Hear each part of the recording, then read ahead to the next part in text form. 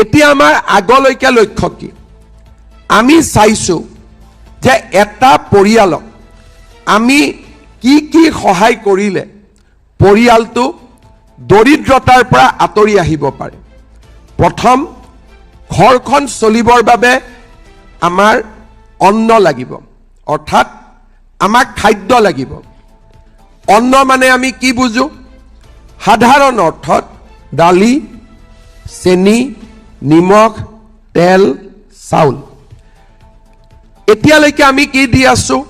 আপোনালোকক মোদী ডাঙৰীয়াই চাউল বিনামূলীয়াকৈ দি আছে, আৰু আমি আপোনালোকক 100 টকাত 1 কেজি দালি, 1 কেজি চেনি আৰু 1 কেজি নিমখ দি আছো। মোৰ মনটো ইয়াত সন্তুষ্ট হোৱা নাই, মই আৰু কিবা কৰিব খোজো। সেইকাৰণে ভগৱানে আৰু বিশেষকৈ আপোনালোকে যদি মোক আশীৰ্বাদ কৰে, অহাবাৰ মোৰ মনত চেষ্টা হ'ব যে আপোনালোকৰ পৰা এটকাও নোলোৱাকৈ চেনি, দালি, নিমখ আৰু মিঠাতেল আপোনালোকৰ হাতত তুলি দিয়া। ভাল হ'বনে বেয়া হ'ব? সঁচাই ভাল হ'ব? তাৰ লগতে ফটক কৰি নহয়, লাহেকৈ, নহ'লে কোনোবাই ক'ব মামা কৈছিলে কৰা নাই। অলপ পিছলৈকে মই আপোনালোকক আধা কেজি চাহপাতো তুলি দিব খোজো, কিন্তু অলপ পিছলৈকে, সোনকালে নহয়। কাৰণ মই কাৰোবাৰ ঘৰত গ'লে চাহ খাব লাগিব নহয়, হয় নে নহয়? ইয়াৰ পিছত দ্বিতীয় অন্ন হ'ল, কিন্তু ঘৰখনৰ মহিলাৰ হাতত যদি টকা থাকে, অৰ্থনৈতিকভাৱে শক্তিশালী হৈ থাকে, মহিলাগৰাকী যদি নিজৰ ভৰিৰ ওপৰত থিয় দিব পাৰে, আমি হাজবেণ্ডসকলে তেতিয়া মহিলাসকলক সন্মান কৰোঁ, আমাৰ ৱাইফসকলক আমি সন্মান কৰোঁ। এতিয়া অৰুণোদয় আজি যে 9,000 টকা আপোনালোকৰ একাউণ্টত পাব, একাউণ্টৰ পৰা টকাটো উলিয়াবৰ কাৰণে সকলো হাজবেণ্ডে মটৰচাইকেলৰ পিছত আমাৰ বাইদেউসকলক আজি উঠাব। মই ঠিক কৈছোঁ নে নাই? সেইকাৰণে আমাৰ লক্ষ্য হ'ল অহাবাৰ অৰুণোদয় নোপোৱা মহিলাসকলকো অৰুণোদয় দিয়া। 10% মহিলা এতিয়াও অৰুণোদয় পোৱা নাই। আমি অৰুণোদয়ৰ সংখ্যা বঢ়াব লাগিব, আৰু অৰুণোদয় টকাৰ পৰিমাণো বঢ়াব লাগিব। বছৰৰ মূৰে মূৰে টকাৰ পৰিমাণো বাঢ়ি যাব লাগিব। ইলেকশ্যনৰ মিটিঙত মই তাৰ বিষয়েও ক'ম যে অহাবাৰ কিমান টকা আপোনালোকে অৰুণোদয় পাব, কিন্তু আগতকৈ বেছি পাব লাগিব। আমাৰ মহিলা উদ্যমিতাই এইবাৰ মই যেতিয়া আশীৰ্বাদ যাত্ৰাত গ'লোঁ, বহুত মহিলাই মোক নিজৰ দোকানখন দেখুৱাইছে যে মামা আপোনাৰ 10,000 দি খুলিছোঁ।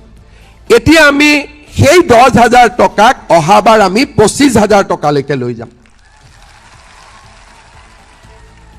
অন্ন হ'ল, বস্ত্ৰ হ'ল, কাৰণ টকা হাতত থাকিলে মানে আমাৰ বস্ত্ৰ হ'ল।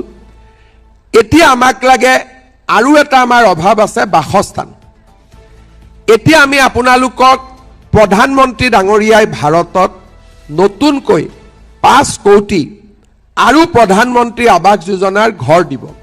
মই এইবাৰ প্ৰধানমন্ত্ৰী ডাঙৰীয়াক ক'ম যে আমাৰ অসমৰ যিসকল আয়ে এতিয়াও ঘৰ পোৱা নাই, এইবাৰ দি লেঠাটো মাৰি দিয়ক, যাতে আমি ঘৰো পাব পাৰোঁ।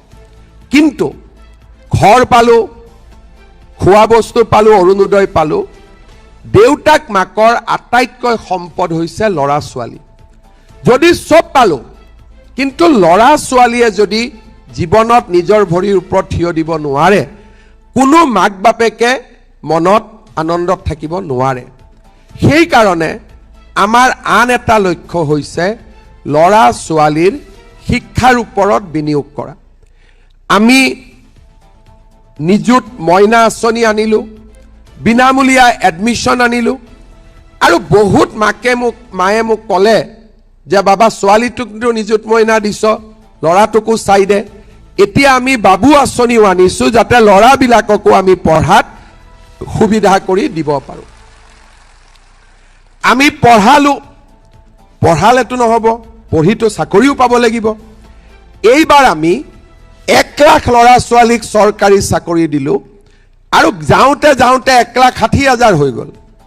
বেলেগৰ ক্ষেত্ৰত কি হয়, 1 লাখ দিলে 70,000 80,000 দিব পাৰে, কিন্তু আই মাতৃসকলৰ মোৰ ওপৰত ইমান আশীৰ্বাদ আছে যে 1 লাখ দিম বুলি কৈ 1,65,000 পাই গলোগৈ অহাবাৰ আমি চেষ্টা কৰিম আপোনালোকৰ ল'ৰা ছোৱালীক 2 লাখ চৰকাৰী চাকৰি দিয়া কিমান দূৰ গৈ পাও নাজানো কিন্তু মই ভাবো যিমান কওঁ তাতকৈ বেছিয়ে যাব কম নহব আৰু আমি অসমত উদ্যোগ আনিম যাতে আমাৰ ল'ৰা ছোৱালী অন্ধ্ৰপ্ৰদেশ কৰ্ণাটক মাদ্ৰাজত যাব নালাগে চেন্নাইত যাব নালাগে আমাৰ অসমতে উদ্যোগ স্থাপন কৰি আমি ল'ৰা ছোৱালীক ইয়াতে কৰ্মসংস্থাপন দিব পাৰো আমি ল'ৰা ছোৱালীক পঢ়াৰ লগতে আমি কাম শিকাম স্কিল শিকাম উদ্যমিতা শিকাম এইবাৰ আমি 1 লাখ যুৱক যুৱতীক নিজৰ ভৰিৰ ওপৰত নিজে থিয় দিবৰ কাৰণে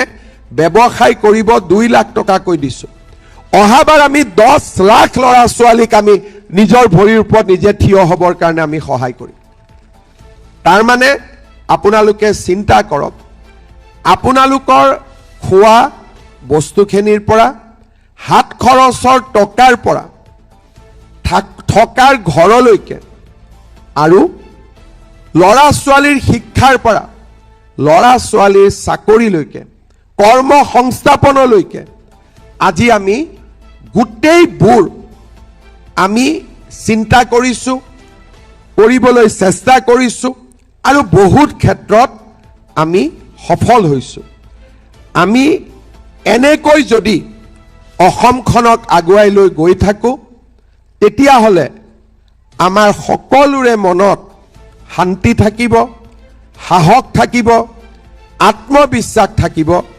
আৰু আগুৱাই যাবলৈ আমি শক্তি পাম আজি এই 2026 চনৰ 10 মাৰ্চৰ দিনটো আমাৰ অসমৰ মহিলা সমাজৰ বাবে এটা মাইলৰ খুঁটা হৈ ৰব ইয়াৰ আগতে কেতিয়াও আমাৰ আই মাতৃসকলে একেদিনাই একেলগে 9,000 টকা বহাগ বিহুৰ আগত কেতিয়াও পাব পৰা নাছিলে মহিলা উদ্যমিতা দিওঁতে মই কৈছিলো যে এই 10,000 টকা আপোনালোকে ব্যৱসায়ত খৰচ কৰিব ভাল কামত খৰচ কৰিব কিন্তু এই 9,000 টকা কেনেকৈ খৰচ কৰিব লাগে মই নকওঁ পৰিয়ালে আপোনালোকে যেনেকৈ ভাল দেখে আপোনালোকে এই 9,000 টকা আপোনালোকে খৰচ কৰিব আৰু আমাৰ বহাগ বিহুটো বাপতি খাহুন আমাৰ বহাগ বিহুটো এইবাৰ সকলোৱে আপোনালোকে আনন্দৰে উদযাপন কৰিব আৰু বহাগ বিহুৰ পিছত নতুন চৰকাৰ আহিব ইয়াতকৈও আহিবলগীয়া দিনবিলাক ইয়াতকৈও আমাৰ ভাল হ'ব আজি যিমান আনন্দ পাইছো অহা 5 বছৰত আমি তাতকৈ 4 গুণ আনন্দ পাম এই কথা মই আজি আপোনালোকক উল্লেখ কৰিছো